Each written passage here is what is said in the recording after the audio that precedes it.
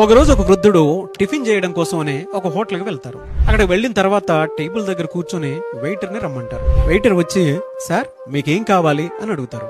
బాబు ఇక్కడ పూరి దొరుకుతుందా అని అడుగుతారు.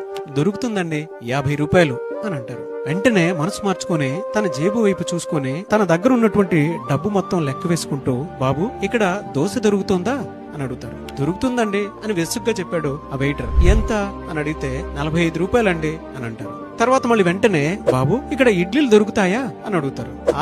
దొరుకుతాయండి, 40 రూపాయలు అని విసుగ్గా సమాధానం ఇస్తాడు ఆ వెయిటర్. సరే బాబు ఇడ్లీలు పట్టుకుని రండి అని అంటారు ఆ వృద్ధుడు. అది విన్న వెంటనే వెయిటర్ కోపంతో ఊగిపోతూ, ఇడ్లీలు దోశలు కావాలని కోరికలుంటే సరిపోదు, దానికి తగ్గట్టు మీ దగ్గర డబ్బులు కూడా ఉండాలి అని గొణుక్కుంటూ విదిలించుకుంటూ వెళ్ళిపోతాడు అక్కడి నుంచి. కొద్దిసేపటి తర్వాత ఆ వెయిటర్ ఇడ్లీలు తీసుకుని వచ్చి టేబుల్ మీద నిర్లక్ష్యంతో ఇలా పడేసి వెళ్ళిపోతారు. ఒక్క మాట కూడా మాట్లాడకుండా ఆ వృద్ధుడు తన వైపు చూసుకుంటూ ఆ ఇడ్లీలను తీసుకుంటూ తల ఉంచుకుంటూ తినేసి, ఒక్క మాట కూడా వృద్ధుడు ఆ వెయిటర్ అనకుండా ఆ ఇడ్లీలన్నీ చక్కగా తినేసిన తర్వాత క్యాషియర్ కౌంటర్ దగ్గరికి వెళ్లి తన దగ్గర ఉన్న డబ్బులన్నీ కట్టేసి అక్కడి నుంచి వెళ్ళిపోతారు. అమ్మయ్యా, ముసలాడు ఇక్కడి నుంచి వెళ్ళిపోయాడు, తన దగ్గర డబ్బులుండవు గానీ కోరికలకు మాత్రం ఏం తక్కువ లేదు అని వణుక్కుంటూ ఆ టేబుల్ దగ్గరికి వెళ్తాడు. టేబుల్ దగ్గరికి వెళ్తే అక్కడ 10 రూపాయల టిప్ కనిపిస్తుంది. అది చూసినటువంటి ఆ వెయిటర్ ఒక్కసారిగా షాక్ గురైపోయి చాలా భావోద్వేగానికి లోనవుతాడు. అరే, నేను తొందరపడి ఆ వృద్ధుణ్ణి చాలా మాటలనేసానే అని తనకు తాను